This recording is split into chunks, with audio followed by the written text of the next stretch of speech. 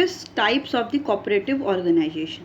So on the basis of nature of activities performed, the cooperative organization can be classified into following category. ठीक है, जो भी किस kind की वो एक्टिविटी कर रहे हैं, according to that cooperative organisation भी क्या होता है, क्लासीफाई होता है. So first one is consumer cooperative society, second one is producer cooperative society, third one is cooperative marketing society, fourth one is cooperative credit society, fifth is cooperative farming society, and sixth one is cooperative housing society. So firstly we will deal with the consumer cooperative society. So this society consists of the consumer who join together to eliminate the middleman. ठीक है, ये जो society होते हैं उसमें वो सारे consumers join करते हैं जिसमें टू एलिमिनेट द मिडलमैन, जो भी मिडलमैन है होल सेलर और रिटेलर, उनको एलिमिनेट करते हैं. The consumer cooperative society purchase goods directly from the manufacturer. जो भी कंज्यूमर कोऑपरेटिव सोसाइटी है वो गुड्स को परचेज करती है, डायरेक्टली मैन्युफैक्चरर से ही परचेज करती है, and sell them to member at the reasonable price, और रीजनेबल प्राइस पे डायरेक्टली मेंबर्स को सोल्ड आउट कर देती है. The profit of the store is distributed among all the member as dividend on capital. ठीक है, अब जो भी प्रॉफिट होता है उनका स्टोर का वो डिस्ट्रीब्यूटेड होता है वो सारे मेंबर्स में एज डिविडेंड ऑन कैपिटल. जैसे कैपिटल पे डिविडेंड पे होता है उसी के अकॉर्डिंग डिस्ट्रीब्यूट हो जाता है profit, and bonus in proportion to their purchases during the year. जो भी एक्स्ट्रा इनकम होती है एज अ बोनस वो क्या है, कितना उन्होंने परचेस किया है पूरे साल भर में, उसके अकॉर्डिंग होता है. And the main objective of farming consumer cooperative are, जो मेन ऑब्जेक्टिव है for forming the consumer cooperative are to ensure steady supply of essential goods, कि जो भी एसेंशियल गुड्स हैं एकदम नेसेसिटी गुड्स हैं उनकी कंटिन्यूसली सप्लाई होती रहे कॉन्स्टेंटली, मतलब ऐसा ना हो कि वो सप्लाई रुक जाए.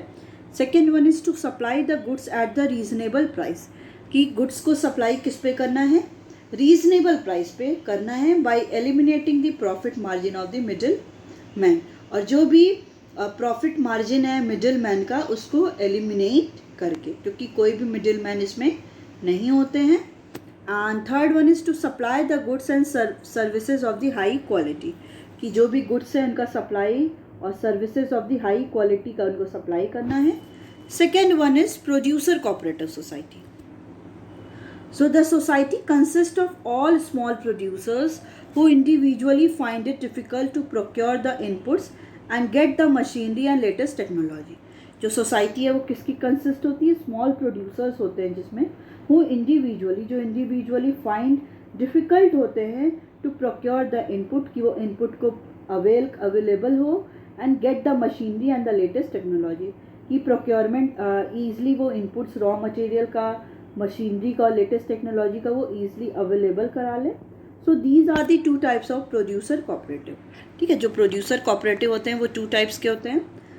First one is the one who provides raw material inputs machinery so that producer can concentrate on production, कि वो जो क्या करते हैं रॉ मटेरियल प्रोवाइड करते हैं, इनपुट्स प्रोवाइड करते हैं, मशीनरी प्रोवाइड करते हैं, सो दैट जो प्रोड्यूसर है वो बस अपने प्रोडक्शन पे ही कॉन्सेंट्रेट करे. ठीक है, तो एक प्रोड्यूसर कोऑपरेटिव क्या होता है कि वो सारे raw materials, input, machinery provide करता है, जिससे जो प्रोड्यूसर है वो बस कॉन्स्टेंटली अपने प्रोडक्शन पे ही कॉन्सेंट्रेट किया रहे. सेकेंड होते the one which sells the goods produce by these producers. ठीक है, और कुछ उसमें ऐसे सेलर आते हैं जिसमें विच सेल्स द गुड, जो गुड को सेल करते हैं प्रोड्यूस बाय दीज प्रोड्यूसर, जो ये सारे प्रोड्यूसर प्रोड्यूस किए हैं कमोडिटी. और नेक्स्ट कौन से प्रोड्यूसर ग्रुप आता है जिसमें ये लोग सारे को सेल करते हैं. The profit of the producer cooperative is distributed in proportion to the goods and sold by each member of the society. जो प्रॉफिट है प्रोड्यूसर कोऑपरेटिव का वो किसके बीच में डिस्ट्रीब्यूट होता है, is distributed in proportion of the goods sold by each member of the society, कि हर एक मेंबर उस सोसाइटी का कितने गुड्स को सोल्ड आउट किया है उसी के अकॉर्डिंग क्या होता है प्रॉफिट भी डिस्ट्रीब्यूट होता है. The main objective of producer cooperative are, main objective क्या है प्रोड्यूसर कोऑपरेटिव का? To ensure steady supply of raw material, input etcetera at the reasonable price, कि जो भी गुड्स का सप्लाई करना है, रॉ मटेरियल का, इनपुट का रीजनेबल प्राइस पे करना है। To provide the latest machinery and new technology of production, जो भी लेटेस्ट मशीनरी है उनको प्रोवाइड करना है, और न्यू टेक्नोलॉजी, जो भी प्रोडक्शन के न्यू टेक्नोलॉजी है उनको यूज़ करना है। To ensure smooth distribution and sale of goods produce by the members, कि इंश्योर क्या करना है कि स्मूथली डिस्ट्रीब्यूशन होता रहे गुड्स का, और गुड्स जो हैं वो ईजिली क्या हो, सोल्ड होते रहें बाय द मेंबर्स, जो भी उसके मेंबर्स हैं। Helping the producer to concentrate their attention on the production of goods, कि जो भी प्रोड्यूसर्स हैं उनको हेल्प करना to concentrate their attention on the production of goods, कि वो कंटिन्यूसली प्रोडक्शन ऑफ गुड्स पे ही कॉन्सेंट्रेट किए रहें। Okay, now the third one is cooperative marketing society. So the cooperative marketing society consists of a small producer who find it difficult to sell their product at profit. जो cooperative marketing society होते हैं उसमें वो सारे producers आते हैं who find it difficult to sell their product at profit, जो जिनको difficulty होती है कि अपने product को वो sold out करे at profit पे, जैसे इनको profit मिले। The output of all these small producer is brought together, कि जो भी प्रॉफिट है, आउटपुट है, जो टोटल आउटपुट है जो प्रोड्यूस हुआ है of all the small producer क्या है, वो एक साथ उनको ब्रॉड टुगेदर साथ कर लिया जाता है and sold at the best price, जो उसकी प्राइस होगी उस प्राइस में उनको सोल्ड आउट कर दिया जाता है।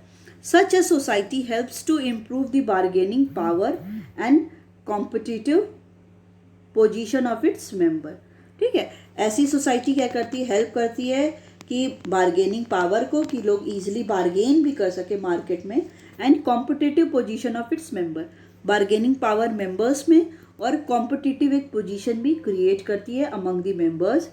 It perform various marketing function, इसमें क्या है, वेरियस मार्केटिंग फंक्शंस होते हैं, सच एज ट्रांसपोर्टेशन होता है, वेयर हाउसिंग होती है, पैकेजिंग होती है, ग्रेडिंग होती है। ठीक है, सारे मार्केटिंग फंक्शंस होते हैं कि ट्रांसपोर्टेशन किया जाता है, गुड्स को ट्रांसपोर्ट किया जाता है, वेयर हाउस में रखा जाता है, मतलब buffer stock as a safe side रखा जाता है, पैकेजिंग किया जाता है, जो भी गुड्स प्रोड्यूस्ड हुए हैं उनको प्रॉपरली पैकेजिंग करना, फिर ग्रेडिंग करना, मतलब एक एक टाइप के प्रोडक्ट एक साथ करना, उनको ग्रेड करना। The profit and the sale proceeds are distributed among the members, जो भी प्रॉफिट हुआ और जो भी सेल हुआ वो क्या है, वो अमंग दी जितने भी मेंबर्स हैं उनके बीच में डिस्ट्रीब्यूट होता है according to their respective share in the common sales pool, कि जितना उन्होंने जितना नहीं बेसिकली जितना भी उनका शेयर्स था उसके अकॉर्डिंग क्या है, प्रॉफिट भी डिस्ट्रीब्यूट होता है। The main objective of marketing cooperative society, जो मेन ऑब्जेक्टिव है कोऑपरेटिव सोसाइटी का वो है आपका, first one is to ensure a steady and favourable market for the output of its member, कि क्या करना है, एक ऐसा मार्केट को प्रोवाइड करना है जहाँ पे फेवरेबल मार्केट हो, मतलब जहाँ पे आउटपुट प्रोड्यूस किए हों उनको सोल्ड आउट करने के लिए हम जाएं तो रीजनेबल प्राइस उन प्रोडक्ट की मिले। To ensure the best price for the output, जो भी आउटपुट हैं जो भी प्रोड्यूस हुए हैं उनको बेस्ट प्राइस मिले। टू प्रोवाइड फैसिलिटेट ट्रांसपोर्टेशन की फैसिलिटी हो, वेयर हाउसिंग की फैसिलिटी हो, पैकेजिंग की फैसिलिटी हो, which individually can not afforded the member, जो इंडिविजुअली कोई भी इंडिविजुअल मेंबर क्या अफोर्ड नहीं कर सकता है। तो अगर मार्केटिंग कोऑपरेटिव मार्केटिंग सोसाइटी बनेगी जहाँ पे सारे जो प्रोड्यूसर हैं अपने प्रोडक्ट को एक साथ लाके उसको सोल्ड आउट करेंगे, तो वहाँ पे जो भी एक एक्स्ट्रा हर एक प्रोड्यूसर का जो कॉस्ट आएगा ट्रांसपोर्टेशन का, वेयर हाउसिंग का, पैकेजिंग का, वो क्या हो जाएगा, वो रीजनेबल प्राइस हो जाएगा, क्योंकि सब लोग उसको क्या करेंगे, अब सारी फैसिलिटी नहीं होगी क्योंकि सारे का प्रोडक्ट क्या है, मर्ज हो जाएगा। To ensure honest trading practices in weighing, measuring and accounting, ठीक है, और क्या हो सबसे बड़ा कि ऑनेस्ट ट्रेडिंग हो, कि जो भी वेइंग हो रहा है ये नहीं कि वेइंग भी अच्छे से ना हो, मेजरिंग करने का जो ऑप्शन है, अकाउंटिंग जो अकाउंट प्रिपेयर हो रहे हैं वो सही ना बन रहे हो। तो ये सब के लिए ऑनेस्ट ट्रेडिंग की चांसेस होनी चाहिए। And to eliminate the middleman and have direct dealing with the customers, कि जो भी मिडिल मैन है उनका क्या करना है, आपको उनको एलिमिनेट करना है। उनको एलिमिनेट करने का मतलब है कि जो भी मैन्युफैक्चरर हैं, जो भी कमोडिटी को प्रोड्यूस करेंगे, directly it sold out to the customer, वो डायरेक्टली कस्टमर को ही सोल्ड आउट होगा। ऐसा नहीं है कि वो पहले होलसेलर के पास जाएगा एंड देन रिटेलर के पास जाएगा फिर कंज्यूमर के पास आएगा। तो इससे क्या हो जाता है, कोई भी प्रोडक्ट कॉस्टली हो जाता है। इसलिए इसमें क्या करता है कि जितने भी मिडिल मैन हैं उनको एलिमिनेट किया जाता है and have direct dealing with the customers, जितने भी कस्टमर्स हैं उनके साथ डायरेक्ट डीलिंग होती है। Now the next one is cooperative credit society. So it consist of people with limited means. इसमें क्या होता है कि पीपल उसमें सारे आते हैं जिसमें उनके पास लिमिटेड मीन्स लिमिटेड रिसोर्सेज होते हैं, who find it difficult to arrange credit loans, जिन्हें क्या है, उन्हें डिफ़िकल्टी है कि वो लोन और क्रेडिट को ईजिली क्या कर सके, अरेंज कर सके। So the society provide financial assistant to its member. ये सोसाइटी क्या करती है, financial assistance, financial help provide करती है इसके मेंबर्स को। And promote habit of saving among the members, और क्या करती है, प्रमोट करती है कि डिफरेंट मेंबर्स के, कि वो लोग भी अपनी एक हैबिट को क्या करें कि वो ज़्यादा से ज़्यादा प्रमोट हैबिट को, सेविंग की हैबिट को भी प्रमोट करें, जैसे वो ज़्यादा क्या करें, सेविंग करें। The fund of the society consist of, जो फंड है सोसाइटी का, consist of share capital contributed by the members. ठीक है, जो भी इसमें बेसिकली आपका जो भी फंड है सोसाइटी का वो क्या कंसिस्ट करता है, it consist of the share of capital contributed, जो शेयर है capital contributed by the members, के मेंबर्स कर रहे हैं। And deposit made by the members, और डिपॉजिट कौन कर रहा है, मेंबर कर रहे हैं। And the outsider. So the funds are use for giving loans to the needy members on easy terms. जो भी फंड है वो क्या है, यूज़ हो रहा है कि लोन प्रोवाइड करने के लिए टू द नीडी मेंबर्स, जो भी नीडी मेंबर्स हैं उनको on the easy terms and condition, simple easy terms and condition पे क्या करना है, लोन प्रोवाइड करना है। The credit cooperative formed by the farmer is known as rural credit cooperative. ठीक है, जो भी क्रेडिट कोऑपरेटिव फॉर्म हो रहा है किसके, फार्मर्स से, it is known as the rural credit cooperative. Credit cooperative formed by the urban areas are known as urban banks, and the main motive of credit cooperative organization are, देखिए जो भी credit cooperative form हो रहा है farmers के लिए तो उसको बोलेंगे रूरल क्रेडिट कोऑपरेटिव, कि रूरल एरिया में क्रेडिट प्रोवाइड हो रहा है, फंड प्रोवाइड हो रहा है, लोन प्रोवाइड हो रहा है। Credit cooperative formed in urban areas, जो अर्बन एरियाज में फॉर्म हो रहा है उसको क्या बोलेंगे, अर्बन बैंक्स बोलेंगे। And the main motive of credit cooperative organisation, जो मेन मोटिव है क्रेडिट कोऑपरेटिव ऑर्गेनाइजेशन का, first one is to protect the members from the exploitation of the money lenders. Money lenders जो होते हैं ना, basically rural areas में होते हैं, जो लोन तो प्रोवाइड करते हैं बट उनका जो रेट ऑफ इंटरेस्ट होता है वो बहुत ज़्यादा होता है। तो उसमें क्या करना है कि जो भी प्रोटेक्ट करना है मेंबर्स के exploitation of the money lenders, जो भी मनी लेंडर्स एक्सप्लॉइट कर रहे हैं डिफरेंट पर्सन को, उनको मेंबर प्रोटेक्ट करना है कि अगर डिफरेंट इंडिविजुअल को और पर्सन को क्या है यहाँ पे लोन मिल जाएगा विद द रीजनेबल प्राइस, आपको रेट ऑफ इंटरेस्ट कम पे करना पड़ेगा, तो मेंबर्स को क्या है प्रोटेक्ट होगा कि वो लोग मनी लेंडर्स के थ्रू एक्सप्लॉइट नहीं होंगे। To ensure the loan on the easy terms and the low rate of interest, जो भी लोन है वो भी क्या है ईजी टर्म्स एंड कंडीशन पे मिल जाएंगे, और जो रेट ऑफ इंटरेस्ट पे करना पड़ेगा वो भी क्या होगा, लो होगा। To develop the habit of saving amongst the members, जो भी मेंबर्स हैं उनके में क्या करना है, हैबिट डेवलप करना है कि वो ज़्यादा से ज़्यादा क्या करें, सेविंग करें। Okay, so these consist of small farmers who join together to avail the benefits of large scale mechanized farming. ठीक है, इसमें क्या होता है, जो स्मॉल फार्मर्स होते हैं वो एक साथ क्या करते हैं, ज्वाइन करते हैं to avail the benefits of the large mechanised farming, कि जैसे वो लार्ज स्केल पे मैकेनाइज्ड फार्मिंग कर सके, जहाँ पे उन्हें सारी क्या हो, फैसिलिटीज़ अवेलेबल हो, Such societies are particularly important in the case of countries such as India. ठीक है, ये बेसिकली ये जो सोसाइटी होती है ऐसी कंट्री के लिए ज़्यादा इम्पॉर्टेंट होती है, like the India where the agriculture suffer from the excessive subdivision and the fragmentation of the land, जहाँ पे क्या है बहुत ज़्यादा सब डिवीज़न है, जो भी लैंड है उनका बहुत ज़्यादा फ्रेगमेंटेशन भी हो गया, बहुत ज़्यादा डिवीज़न हो गया है, जितने भी लैंड है बहुत सब पार्ट्स में हो गए। इसके लिए क्या है कि अगर डिफरेंट फार्मर्स क्या हैं वो एक साथ आके काम करेंगे, ज्वाइन टुगेदर होंगे, तो क्या होगा, लार्ज फार्मिंग भी होगी और प्रोडक्टिविटी भी ज़्यादा होगी। So the farmer cooperative society is also known as agricultural cooperative. ठीक है, फार्मिंग कोऑपरेटिव सोसाइटी को क्या बोलते हैं, एग्रीकल्चरल कोऑपरेटिव भी बोलते हैं। And the main objective of farming of cooperative are, जो मेन ऑब्जेक्टिव है फार्मिंग कोऑपरेटिव का, first one is helping the small farmers to get the benefits of the mechanised farming, कि जो भी स्मॉल फार्मर्स हैं उनको बेनिफिट प्रोवाइड करना कि वो मैकेनाइज्ड, जहाँ पे डिफरेंट फैसिलिटीज़ अवेलेबल हो वो वैसी फार्मिंग कर सकें। प्रोवाइड इम्प्रूव्ड सीड्स, उनको सीड्स अच्छी मिले, फर्टिलाइजर्स मिले, इरिगेशन की फैसिलिटी मिले, एंड अदर मॉडर्न जो भी टेक्निक्स यूज़ होती है फार्मिंग में वो सारी फैसिलिटी उन्हें अवेलेबल हो। Next is providing social and economic security to the peasants, जो भी पीजेंट्स हैं फार्मर्स हैं उन्हें क्या मिले, सोशल और इकोनॉमिक सिक्योरिटी मिले। सोशल और इकोनॉमिक सिक्योरिटी अगर कैसे क्या होता है कि वो लोग प्रोडक्शन करते हैं but they always face the losses, कि कुछ भी अगर नेचुरल कैलमिटीज़ आ गई तो वो लॉसेस को फेस करते हैं, and they are also pressurized to do suicide also. So in that case, through the cooperative farming society, it provide the economic security to the small farmers also. Next one is cooperative housing. Next one is cooperative housing society. So these society are formed by the provide residential accommodation to their members.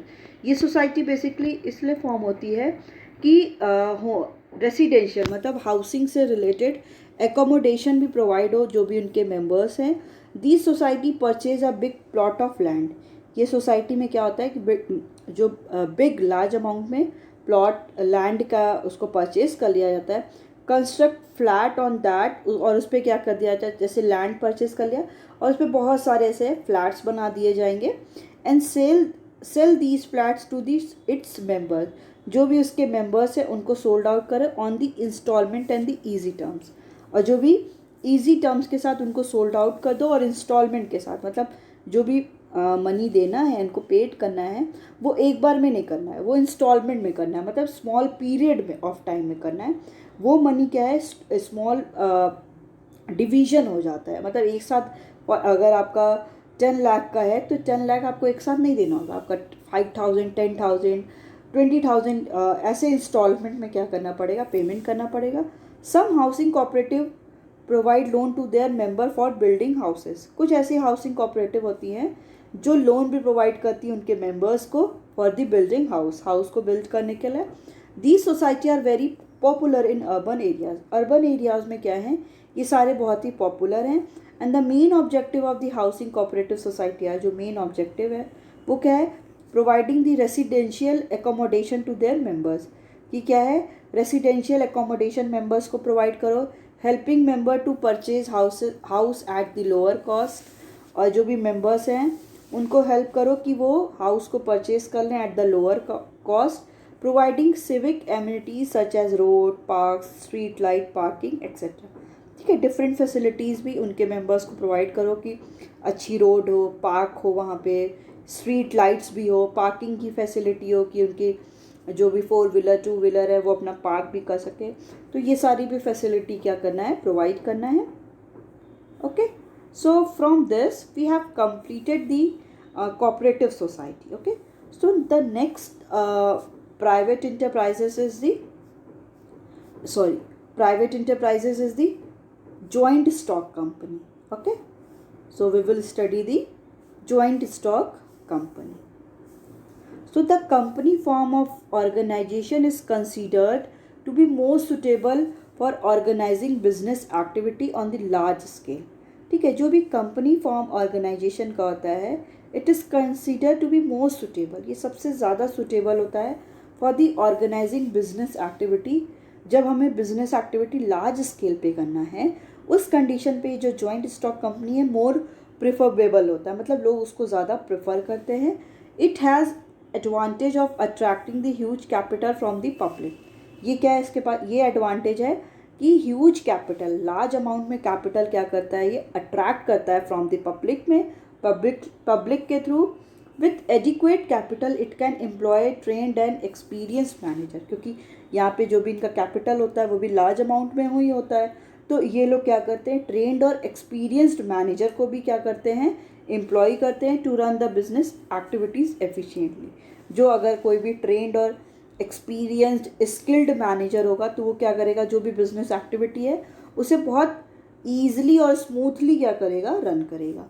Next is definition of the different author. Okay, so the definition of the joint stock company is given by the different author. Now the first one is Justice Lindley. So joint stock companies is meant as an association of the many person. ठीक है, ये ऐसा association है जिसमें बहुत सारे person हैं who contribute money और मनी वर्थ, जो अपने मनी को क्या करते हैं, कंट्रीब्यूट करते हैं टू अ कॉमन स्टॉक। और क्या है, कॉमन स्टॉक में, and employed for the common purpose, और उनको एम्प्लॉयमेंट प्रोवाइड करते हैं फॉर दी एक, उनका क्या है, एक कॉमन पर्पस के लिए वो एम्प्लॉयमेंट भी प्रोवाइड करते हैं। So according to professor Haney, so joint stock companies voluntary association, ये क्या होता है, वॉलेंट्री एसोसिएशन होता है ऑफ इंडिविजुअल, किसी भी इंडिविजुअल का, for the profit having a capital divided into transferable shares, जो भी उनके कैपिटल होते हैं उसको डिफरेंट शेयर्स में डिस्ट्रीब्यूट किया जाता है। The ownership of which is the condition of the membership, जो ओनरशिप है, the ownership of which is it is the condition of the membership, ये कंडीशन भी होती है मेंबरशिप की। Next one is given by the chief justice Marshall के according, a joint stock company is an artificial person. Joint stock company क्या होती है, artificial person है, इनविजिबल है, इंटेंजिबल है, विजिबल भी नहीं है, देख भी नहीं सकते हम, इंटेंजिबल है, we can't touch it, and existing only in the eyes of the law. और ये एग्जिस्ट कहाँ करता है, जो भी लॉज हैं उनके ही सामने ये एग्जिस्ट करता है। और ऐसे हम, ये क्या है, आर्टिफिशियल पर्सन है, इसको हम लोग कुछ कोई भी फिजिकल बॉडी नहीं है, ना ही इसको हम टच कर सकते हैं, ना ही हम इसको देख सकते हैं, बट ये क्या है, it is visible, it is existing only in the eyes of the law, जो भी लॉ के प्रेजेंस में, लॉ के सामने ही ये क्या है, प्रेजेंस है इसका। ठीक है, so a joint stock company is an artificial person. Joint stock company क्या है, आर्टिफिशियल पर्सन है, having the separate legal existence, जिसका सेपरेट लीगल एग्जिस्टेंस है, perpetual succession and the common seal. अब ये सारे टर्म्स आपको लग रहे होंगे कि ये सारे क्या हैं, तो ये सारे टर्म्स अभी हम लोग एक्सप्लेन करेंगे। सो जॉइंट स्टॉक कंपनी क्या है, एक आर्टिफिशियल पर्सन है जिसमें सेपरेट लीगल एग्जिस्टेंस होता है, परपीचुअल सक्सेशन होता है, and the common seal. So the features of the joint stock company are following are the features of the characteristics of the company form of organization. First one is separate legal existence, जो यहाँ पे term आया था उसको हम लोग सबसे पहले एक्सप्लेन करेंगे। So a company has a separate legal entity, जो कंपनी है वो क्या है, वो सेपरेट लीगल एंटिटी है। A company can carry on its business in its own name, जो कंपनी है वो अपने बिजनेस को क्या कर सकती है, अपने ओन नेम से कंटिन्यू कर सकती है। इट कैन बाय और sell assets in its own name, वो असेट्स, जो भी असेट्स हैं उसको बाय भी कर सकती है, सेल भी कर सकती है बाय इट्स ओन नेम, अपने नेम से। It can enter into contract with the outsider in its own name, वो क्या है, किसी भी कॉन्ट्रैक्ट में भी आउटसाइडर के साथ आ सकती है with its own name. The company and its member are separate individual, जो कंपनी है और इसके जो मेंबर हैं they all are the separate. ठीक है, कोई भी एक दूसरे के ऊपर डिपेंडेंट नहीं है। जिसको भी अपना कोई असेट को बाय करना है, सेल करना है, आउटसाइडर के साथ कॉन्टैक्ट करना है, कॉन्ट्रैक्ट में रहना है, तो उसमें भी कोई भी डिफरेंट काइंड के क्या है, रिस्ट्रिक्शंस नहीं है। नेक्स्ट है आपका artificial person. So a company does not have a physical body. ठीक है, जो कंपनी है वो कोई एक फिजिकल बॉडी नहीं है, लाइक नेचुरल ह्यूमन बीइंग। जैसे हम लोग क्या हैं, एक फिजिकल हमारी बॉडी है, हम लोग एग्जिस्ट कर रहे हैं, तो कोई भी कंपनी क्या है, वो फिजिकल बॉडी उसकी नहीं है, it is an artificial person. ये क्या है, एक आर्टिफिशियल पर्सन है which is created by the law. Law ही इसको, लॉ जो है वही इसको क्या किया है, क्रिएट किया है। Its operation are perform by the elected representative of the members. इसके जो भी ऑपरेशन है वो किसके थ्रू होते हैं, जो भी इसके रिप्रेजेंटेटिव जो इसको रिप्रेजेंटेटिव ऑफ मेंबर्स, जो इसके मेंबर्स हैं वही इसको प्रेजेंट करते हैं, विच इज़ नोन, जिनको क्या बोलते हैं हम, डायरेक्टर्स बोलते हैं। Although business is run in the name of company. जो भी बिजनेस रन होता है वो कंपनी के नेम के साथ ही होता है। Next one is registration. So it is legally compulsory for a company to get itself registered. ठीक है, ये एकदम लीगली क्या है, कंपल्सरी है कि ये जो जॉइंट स्टॉक कंपनी है उसका इनका क्या हो, रजिस्ट्रेशन हो under the companies act 1956। 1956 act के अंदर कंपनी का रजिस्ट्रेशन एकदम लीगली कंपल्सरी है। Without registration no company can come into existence. कि बिना कोई भी रजिस्ट्रेशन के कोई भी कंपनी क्या है, एग्जिस्टेंस में नहीं आ सकती। Next one is परपीचुअल succession. So a company has continuous existence independent of its member. ठीक है, कंपनी क्या है, कंटिन्यूअस उसका एग्जिस्टेंस होगा इंडिपेंडेंट ऑफ अ मेंबर्स। जो भी इसके मेंबर्स हैं उस पर वो डिपेंडेंट नहीं है। A company is created by law. Company क्या है, लॉ के थ्रू क्रिएट होगी, and only law can bring end to its existence. और लॉ ही क्या है, लॉ के थ्रू ही इसका एंड भी हो सकता है। द डेथ, इंसॉल्वेंसी और incapacity of any member does not affect the existence of the company. कि किसी भी पार्टनर की डेथ हो गई है, किसी भी मेंबर की डेथ हो जाती है, या इंसॉल्वेंसी हो जाती है, इनकैपेसिटी हो जाती है, so from that the company can't be shut down. So members may come, members may go, but the company goes on for ever. Members क्या है, वो आएंगे, मेंबर्स जाएंगे, बट कंपनी क्या है, वो कंटिन्यू ही रहेगी। The life of company can come to an end through legal procedure of winding up. जो कंपनी की लाइफ है वो कैसे एंड होगी, लीगल प्रोसीजर, जो भी लीगल प्रोसीजर है वाइंड अप करने का, उसको शट डाउन करने का, उसी प्रोसीजर, लीगल प्रोसीजर के थ्रू ये क्या होगा, एंड होगा। Next one is common seal. So being an artificial person, the company cannot sign being an artificial, the company cannot sign, therefore there is need for the common seal with its name engraved on it. The activities of the companies are carried through a group of people. Anyone acting on behalf of the company can use common seal in place of signature of the company to bind the company. Any document which does not bear the common seal of the company is not binding of the company. ठीक है, इसमें क्या कह रहा है कि being an artificial person, हमने देख लिया कि जो कंपनी है वो कोई भी ह्यूमन बीइंग नहीं है, आर्टिफिशियल है। It is created by the law and it can be end by the law also. तो बीइंग एन आर्टिफिशियल पर्सन, जो कंपनी है, it can not sign, company क्या है, साइन नहीं कर सकती है। Therefore there is need for the common seal. अपना हर एक कंपनी का एक कॉमन सील होता है with it's name engraved on it, जो नेम उसका मेंशन होगा। जैसे हम, अब कोई कंपनी क्या आर्टिफिशियल है, वो तो साइन करेगी नहीं कि ऐसे कोई साइन करिए, तो हर एक कंपनी का अपना एक सील होता है। ठीक है, वो वही सील वहाँ पे स्टैम्प कर दिया जाता है। So the activities of the companies are carried through a group of people. कि जो भी कंपनी की एक्टिविटी है वो किसके थ्रू होती है, ग्रुप ऑफ पीपल के थ्रू होती है। And any one acting on behalf of the company, कोई भी क्या है, कंपनी के बिहाफ में कर रहा है काम। So any one acting on behalf of the company can use common seal. कोई भी कंपनी के बिहाफ में काम कर रहा है, जैसे उसके जितने भी मेंबर्स हैं, तो मैंने कुछ काम किया, ठीक है, कंपनी के साथ बिहाफ में ही, use the common seal in place of signature. अब वहाँ पे मेरी साइन नहीं होगी कि मैं अपना निकिता वहाँ पे साइन कर लूँ, नहीं, मैं वहाँ पे क्या करूँगी, कॉमन सील, जो भी उस कंपनी का सील है उसी को ही मैं क्या करूँगी, यूज़ करूँगी in place of signature of the company to bind the company. Company, कोई एक कंपनी तो कोई पर्सन है नहीं, वो तो क्या है, आर्टिफिशियल पर्सन है, तो वो तो साइन करेगी नहीं। उसके प्लेस पे क्या करना है कि कंपनी का जो भी कॉमन सील है वो हम लोग क्या करेंगे, उसको यूज़ करेंगे। Any document, any document, any document such as, any document which does not bear the common seal, कोई डॉक्यूमेंट जो है वो बेयर नहीं कर रहा है common seal of the company is not binding on the company.